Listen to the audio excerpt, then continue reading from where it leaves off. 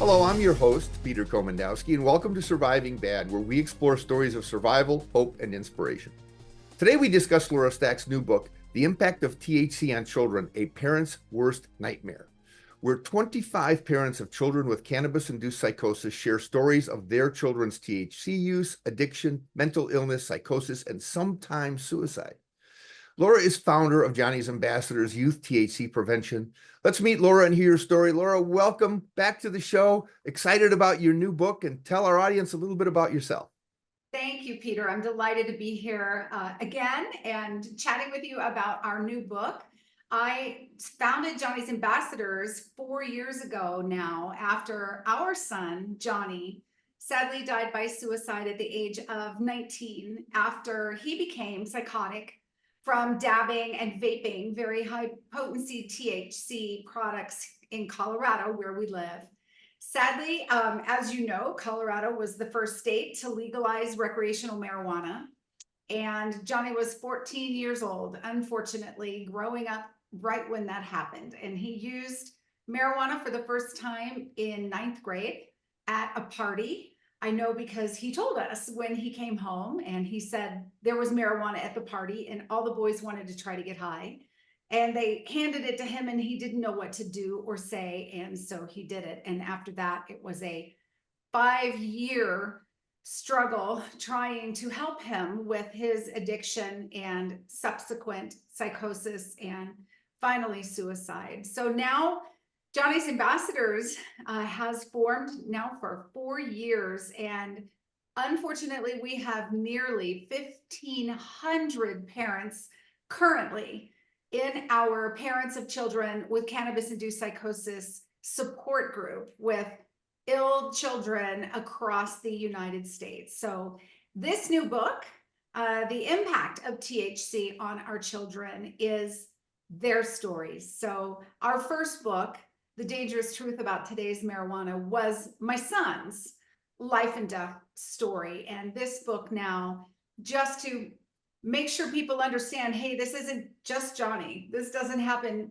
in a vacuum. There are thousands of people whose children, unfortunately, have been impacted. We have over 12,000 ambassadors now in Johnny's Ambassadors. So, and we're just a very tiny nonprofit. So we know, Peter, unfortunately, that is just the tip of the iceberg. I think that's the most amazing thing about your work. You're tireless. The books have also sort of reflected your life's journey in dealing with this. I mean, it was your first book about Johnny is just an amazing read. Thank you. And yeah, you think you're alone, and then you realize now you've come to this point where there are just thousands upon thousands of parents. And really that's the untold story, and everything from opioids to THC is all the people left behind, all the grieving, and all the what if, could have, would have, should have, which for all practical purposes, they don't exist in reality, but that they are in terms of what you're doing to give some people a heads up, a little bit of a look inside this world, if they're not afraid to look. Yes. That's I mean, there was nothing when this was happening to me. There was nowhere to go. There wasn't a Johnny's Ambassadors. There was no education. I mean, really, there wasn't even a lot of media back then on the connection between THC and psychosis. I mean, everybody said, oh, it's not addictive. And the doctors didn't believe me. His PA, his psychiatric PA, told him to use a different strain of marijuana. I mean, no one even told him to stop. There weren't treatment programs. Our insurance wouldn't pay for anything. Because, of course it's not addictive. What do you mean? There's no treatment for marijuana. And when he did go to treatment and we would find something, everybody was using, heroin or meth or opioids, and they would mock him. And he'd come home crying because, they'd say he was weak-minded and, that he was just addicted to THC. And then nobody understood these high potency products. And so we are really feeling vindicated now that this is all coming to light, that it's in the media. We've been on Dr. Phil and People Magazine and the New York Times and the Wall Street Journal, and that's what it takes to really get people to open their eyes. Media coverage a nationwide platform like we have, books that can get into the hands of thousands of people. And so we just feel very fortunate here that we feel like we're standing on the shoulders of a lot of other people who have come before us, who have tried really hard to sound the alarm. And we feel like we are finally moving the needle. But we know, again, we just have a tiny subset of people. Literally every week, 25 or more parents join our children with cannabis-induced psychosis group. It's tragic. We started with 10 people, and now here we are 4 years later with nearly 1,500. So I know it's a much, much bigger issue with these products than people are realizing. And we're going to dig into that, and that's the one thing you talk about, standing on the shoulders of your predecessors, but yet I hear all over the country people standing on your shoulders and what you're accomplishing out there. So we're going to take a short break. We're going to come back and continue our conversation with Laura Stack. Stay tuned. You don't want to miss this.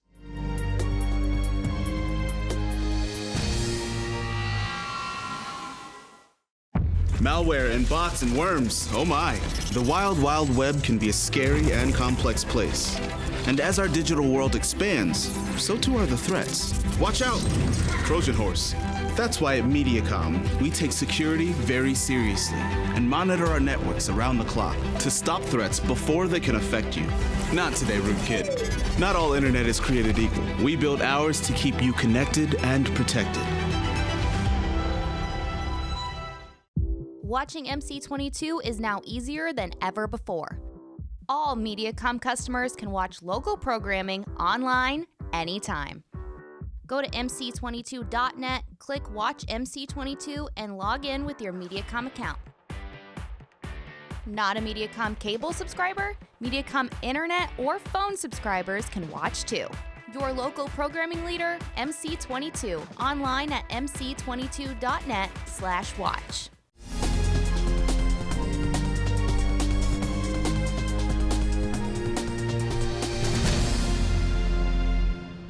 Welcome back to Surviving Bad. We're talking with Laura Stack, founder of Johnny's Ambassadors and tireless advocate educating about the dangers of THC products that are often destroying children's lives and putting a lot of stress on parents.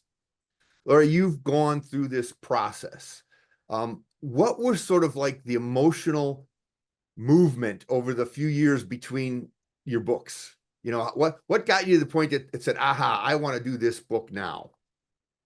Well, so many people would come up to me and say, is this an isolated thing?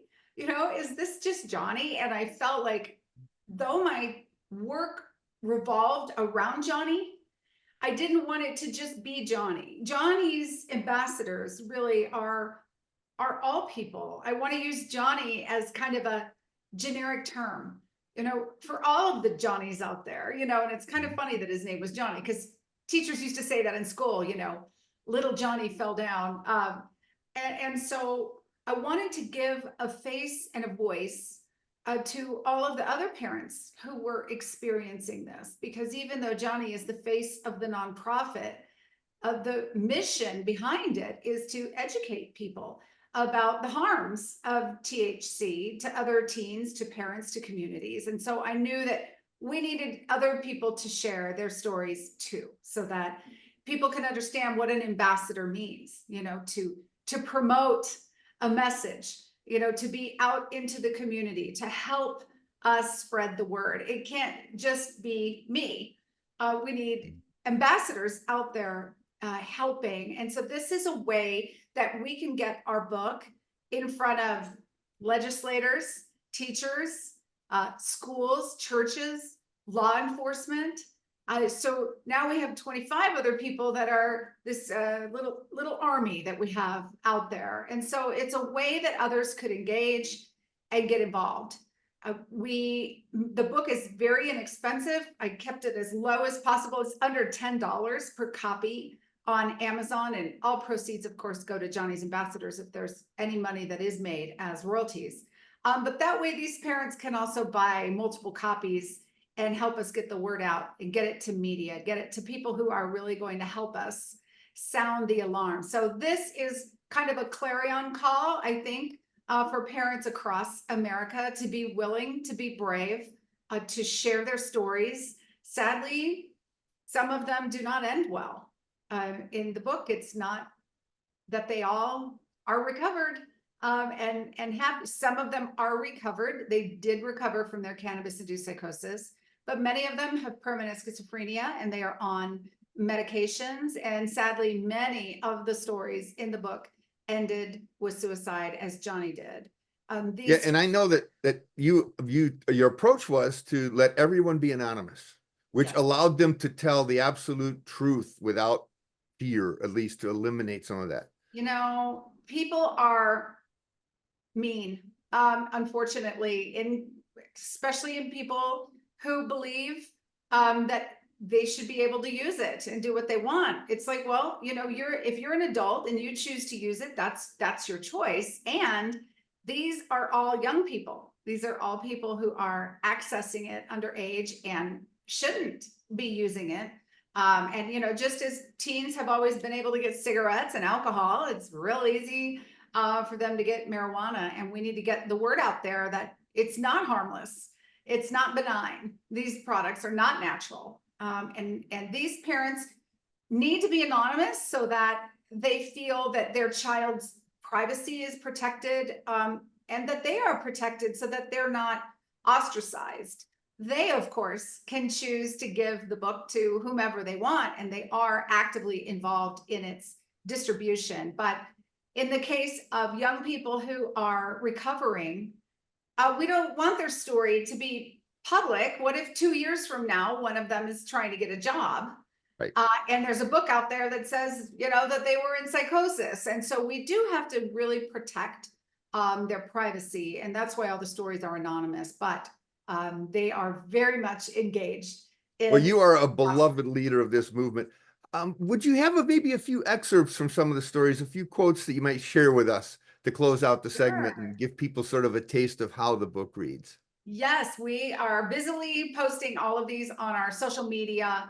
From chapter 3, he was going into cannabis-induced psychosis, and there was no turning back or talking him out of it.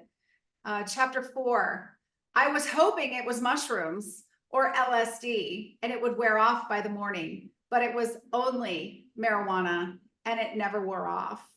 From chapter 5, with legalization and increased access to these high potency THC products, our youth are at more risk than ever before. And chapter 6, he tried to self-medicate his issues with THC, but it opened a world of hallucinations, delusions, and paranoia. So these words are right from the parents who wrote them. I had written many books prior to this, and so I am blessed with the ability to edit. And so that was my role in this, was to get the story out of the person, and then put it in a format that is readable and narrative. So I was kind of the copy editor, the creative, the editor, the proofer, and then we had many volunteer ambassadors who also were reading stories and giving input and giving edits and feedback. And so I think we, as a team, created a very powerful, compelling book that if you read it, it will forever change your opinion and perception about the harms of THC for our youth. Wow, it's powerful. And we've got more time to talk after a short break. We'll continue our conversation with Laura Stack of Johnny's Ambassadors. Stay tuned. You really have to hear this next segment.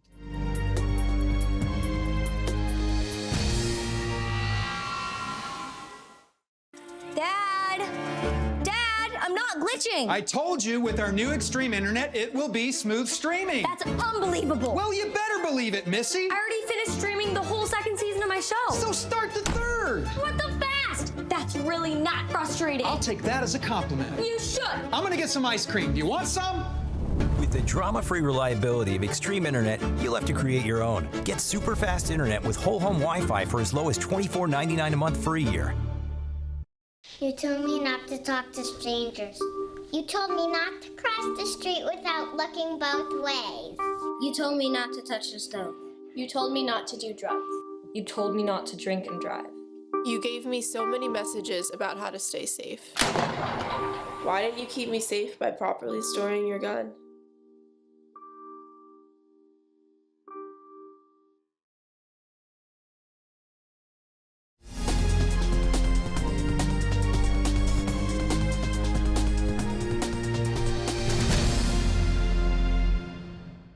Welcome back to Surviving Bad. We're talking and learning about the dangers of today's potent THC products on the adolescent brain development, psychosis, and suicide.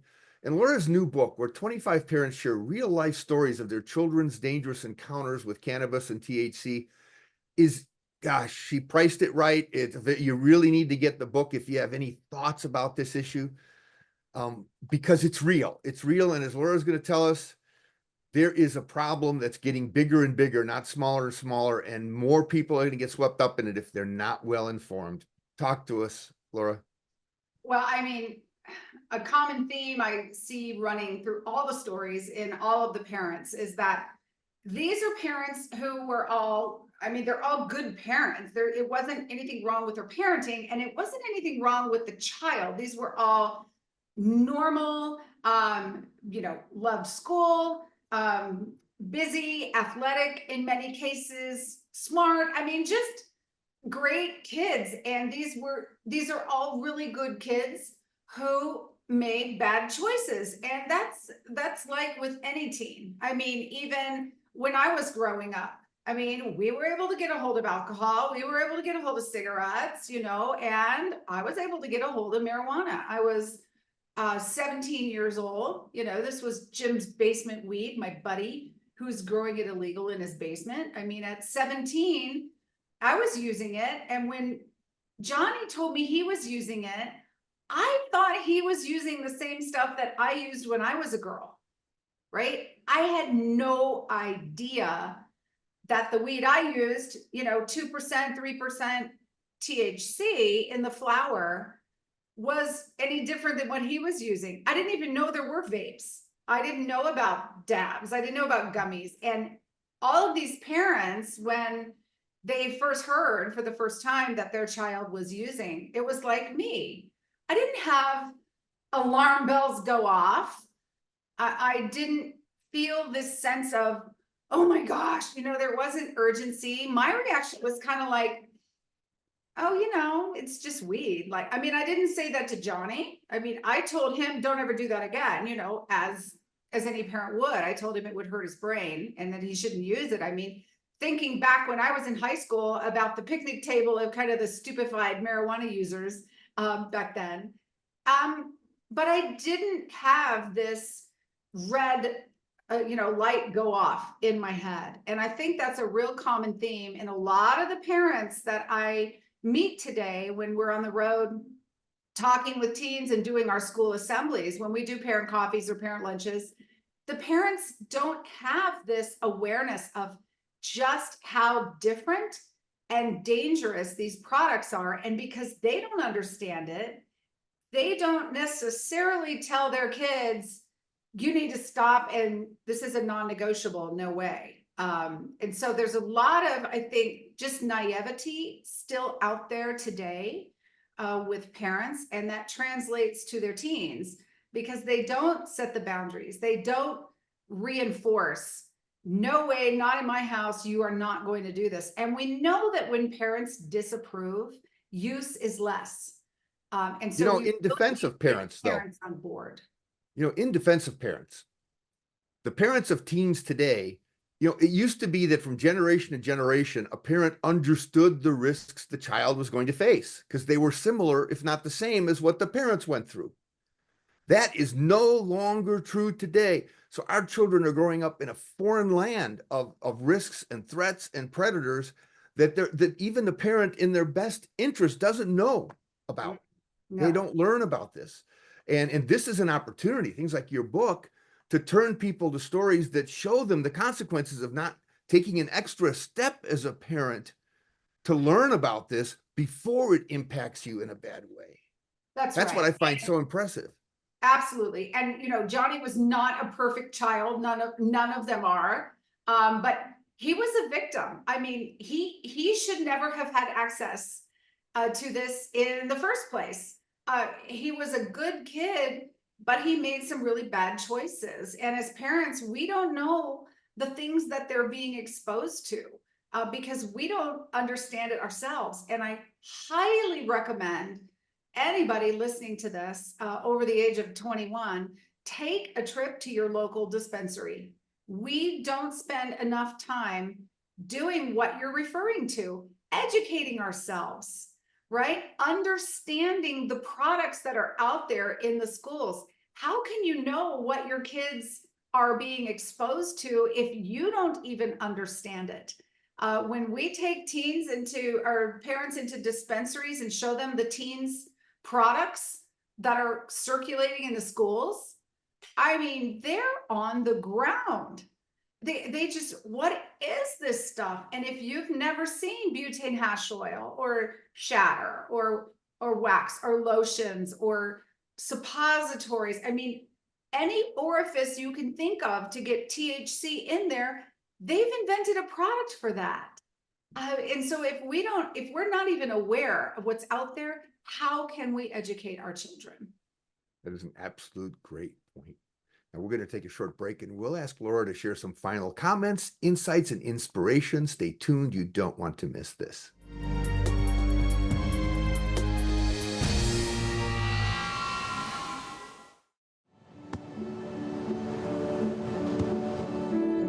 I don't remember how it started.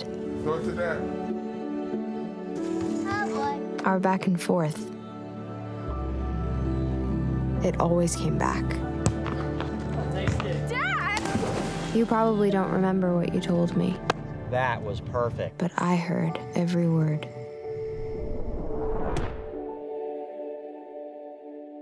Antsy for your favorite sports to return? Lack of quality programming got you down? Well, worry no longer, because Inside Sports is here to satisfy your cravings for the savings, your need for speed, your desire for the umpire.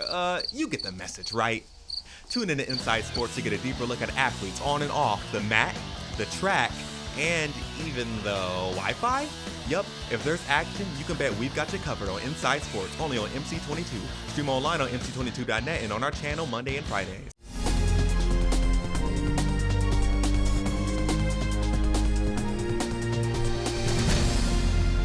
Welcome back. Today on Surviving Bad, we talked about Laura Stack's new book, The Impact of THC on Our Children, A Parent's Worst Nightmare, and some of the important issues necessary for parents to understand to keep them from falling into this trap, which is really a risky place to be if you have kids using these products. So let's see what final insights and inspiration Laura has to share. Laura, the podium is yours. Well, I just want to encourage parents to understand that when young people use THC because of their brains and the process of formation that is still occurring, that addiction happens very quickly and to many children. I promise you that teens don't start using saying, oh, I'm going to become addicted to this. It just hijacks their brains. And this is the most insidious drug that is out there. I mean, everybody knows fentanyl will kill you, but so many people listen to the misinformation that's out there about THC and that it can cure everything. It's a miracle drug, helps with cancer, helps with anxiety. And we know, in fact, that none of those things are true. Instead, we really want to focus on the potential to be addicted. Nearly half of young people who start using will develop cannabis use disorder due to the high potency, the 80–90% now that we're seeing in the dabs and the vapes. And sadly, I hope this doesn't happen there, but in Colorado, 12 years after legalization, now in our youth, ages 15 through 18, suicide is the #1 cause of death. And sadly, the #1 substance found in their toxicology reports is THC, much more than alcohol. So this is a huge cause for alarm. This isn't something that should just be taken laying down. I talked to parents and I show them these stats. I go, Colorado led the nation in legalizing and liberalizing marijuana use, cannabis use. And the fact is that one of the basic tenets in life that we all talk about is to learn from other people's mistakes. And these stats you point out, with the increased suicide rate being the highest cause of death and that the highest percentage of drug use, and they're finding cannabis in the toxicology reports with fatal car accidents, with suicides. I mean, it's not just a coincidence. It's there when these bad things are starting to happen, and Colorado's leading the way, just like they did with putting it on the market. Well, and even in Canada, where it's been legal, and we now know from data coming out of Ontario this past fall, 12 million people who came to the ER. If you were 14 to 18 years old and you went to the ER with an episode of cannabis-induced psychosis, 41.2% of them 3 years later were diagnosed with schizophrenia. So now we have the data. It's not like it's not there. It's just that nobody is paying attention to it because they think, oh, that will never happen to us. Colorado, for every dollar we collect in taxes, we spend $4.4 in poisonings, emergency services, behavioral health services, crashes, crime. I mean, the analysis is there, and I don't know why other states think that they're going to be so much different than anybody else. So parents, if you're concerned about your child's use, please come to johnny'sambassadors.org and let us support you. Let us educate you, educate your children, get you involved in a support group so that you can truly understand the harms that are coming and get support for your child. Laura, thank you so much for joining us today with this important message. I'm a strong advocate for your book because it gives people a great insight into what's really happening out there. And thank you all for watching today. Check out our website at healthyiowa.org and keep your eye on MediaCom MC22 for our next episode of Surviving Bad, where we explore stories of survival, hope, and inspiration. On MediaCom MC22, your local programming leader.